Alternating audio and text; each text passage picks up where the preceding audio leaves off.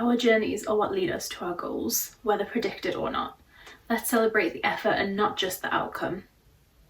You may have heard of a quote by a man named Ralph Emerson that life is a journey and not a destination. As a destination-focused society, we often have a laser focus on particular end results. By shifting our philosophy from a focus on goals to journeys, we can increase our chances of not just initial success, but also long-term and continued success. Growing up, my granddad tried teaching me how to ride a bike for the first time as a little girl. And it was here now that I've realised that I hadn't actually understood the importance of my learning process and effort, and how this was what would eventually lead me to my end goal. I was so eager to get on this bike, regardless of the fact that I kept on falling repeatedly. I did not understand that I needed to learn and go through this process in order to get to my end goal of riding this bike successfully without falling. Instead of focusing on our destinations, our end goals, our results, I believe that as individuals, we actually need to pay more attention to our journeys. We can thrive when we understand what it means to find success in our journeys and not just our destinations. By celebrating your smaller steps, your milestones, your victories, and habits you develop, you're able to see what it is that you're doing that is contributing to your success or your failure in something. Now you may think to yourself, why should I bother doing this if I've already achieved what I wanted? And that would be a fair question.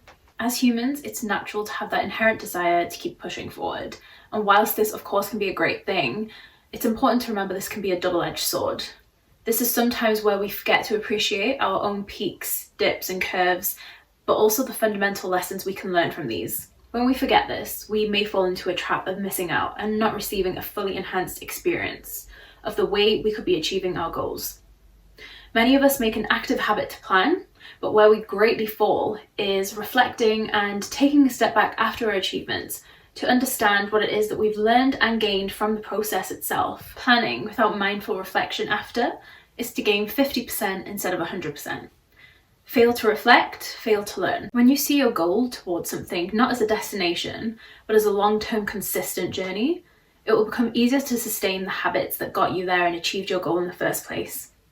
So how can we do this? Well, I call these the double R's: reflect and record. When I say reflection, I mean specifically reflect before you're moving forward onto your next task or goal. Look back to learn, not to compare. Make sure you're actively and frequently asking yourself, what is it that I've learned? And how can I utilize this in practice more? By identifying and reviewing these actions that have led to your wins and your losses, it will become easier to follow through and sustain these behaviors so that you can continue improving. Viewing success as fixed can often lead to its benefits slipping faster than they came, and that is of course not what we want. Now perhaps an even more important skill is to record. Note down what it is that you've learned. This in itself will force you to be more mindful of the journey you've been on and will equip you for new challenges. Think about the skills you've gained, the lessons you've learned, and the obstacles you've overcame.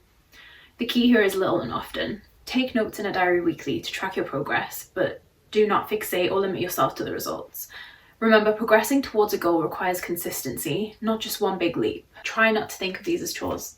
Once you get in the habit of practicing this more frequently, you may actually come to the realization that you'll enjoy the process itself. If you think of this as something you need to do rather than want, it may just defeat the whole point. It isn't out of necessity, but out of a desire to improve ourselves. Now, taking all of this on, just think back to a time in your life when you were striving towards something you were passionate about, and when you finally achieved it. It could be your savings for a holiday or a house, or what sometimes seems like endless studying for a qualification you dream of. Could you have done this without the hard work and the lessons beforehand? Chances are probably not. It would be near impossible. In my second year of university, I was preparing to study abroad for the next academic year. I knew I had to reach two goals in order to do this. The first was that my grades were high enough so that I could surpass the academic requirements and continue with my application. The second was making sure that I was saving enough money so that whilst I was actually studying abroad, I was financially stable and not having to worry about money. This was key preparation. And at the time, I'd failed to reflect on the lessons these two smaller objectives were teaching me. If I had, I would have soon realised that I was learning how to manage myself successfully, both academically and financially.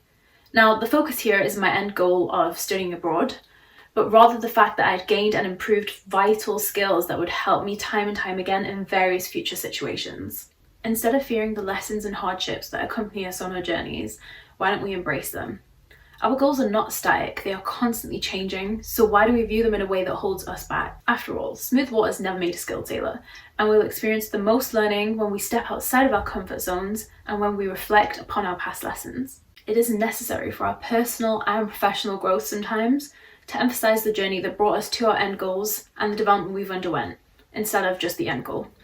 Yes, winning is great, and it's not a bad thing to desire this as your end goal. In fact, goals are what help us aim for success. But as humans, once we get what we want, we tend to almost immediately move on to our next goals. We can get momentary satisfaction here, but not quite long-term fulfillment, so success feels very temporary. And so if you take one thing away from today, it is this.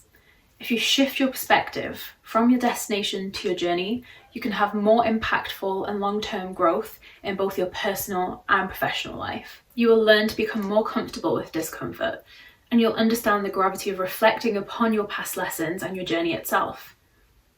Shift your perspective, change your mindset, and see the results.